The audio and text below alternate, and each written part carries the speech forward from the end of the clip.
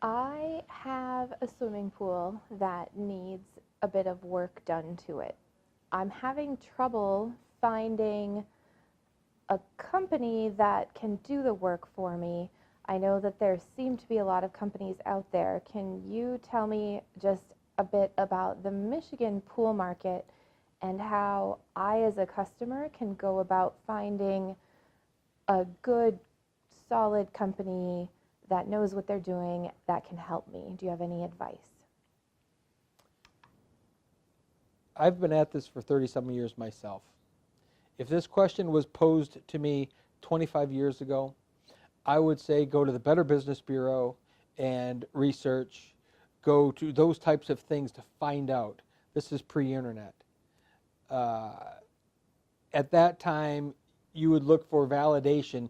A company would try to gain validation through third party, and the Better Business Bureau was a good example. The NFIB was another example. If they were a member of the NFIB, it meant that's the National Federation of Independent Businesses, was like building credibility. Those would have been things to look for. You could go to chambers of commerce and things. To me, if you spend time on any of those today, I think you're wasting your time. The internet tells you what you need to know. Although, what I would caution anyone just looking for reviews on the internet is take it a case-by-case basis. There are some really great companies out there that will have many reviews, and then for whatever reason something happens and someone gives a poor review, either because the company deserved a poor review or because the person giving it didn't quite understand how to do a review, and each review site is different, and if it's a quantitative score based on numbers, it may look lower than it is. What I would do is be real about it and say, okay, so this company has 10 great reviews to one okay review or one bad review. Understand, I have a formula with how we work. Most pool construction and most pool renovation jobs don't go super well. Here's why. And here's what I've learned through 30 years of experience. It's a simple formula, but I'm going to go through it because I think it's important. If you have a great company and you have a horrible customer, it will not turn out well. If you have a great customer and you have a horrible company, it won't turn out well. If you have a horrible company and a horrible customer, it won't turn out well. But if you as a homeowner are a great customer and you select a great company, it will always be dynamically good. Doesn't mean you won't have challenges in between, but it will always work out.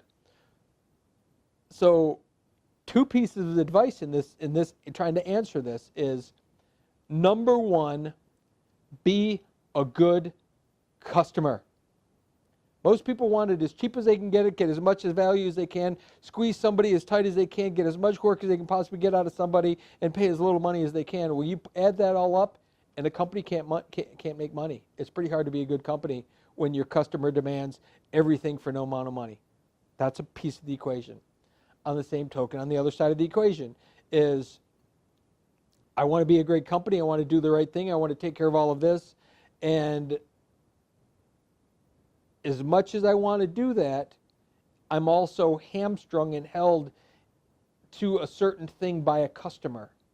And it's typically money. Unfortunately, we live in this world where money plays this whole dynamic back and forth.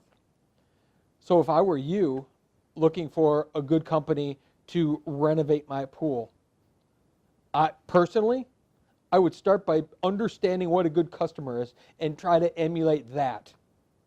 If I'm going to go into a relationship and I'm going to interview 3 separate companies to do this work for me, where I would start, absolutely number one, if that was me interviewing 3 companies, is position myself to be a great customer. Know what I'm looking for, know how I want to be communicated with, know what what the expected result is going to be, know a budget that I'm hoping it's going to stand in, all of those things, and realize some of it's going to have to change, but I would set myself up to win by being the best possible customer I could be. I wouldn't be belligerent. I wouldn't be belittling.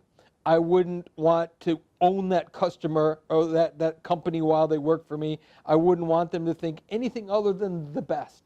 I would want to treat them fairly. I would want to take care of them when they're there. I would want to offer them, if it's snacks and drinks and whatever, I would do every little piece that I could to be a good customer. I'm telling you this from the contractor standpoint. And I want to be a great contractor, but I'll tell you it's a lot easier to be a great contractor when it's reflected in a great customer. So if I were sitting on the customer end, I would start by saying, how can I position myself to be the best possible customer? Once you figure that out, then I would start looking at, if you wanted, everyone says get 3 to 5 quotes, whatever it is, however you want to do it. We don't play that game, but there's a lot of people that want to get all these quotes, which is fine.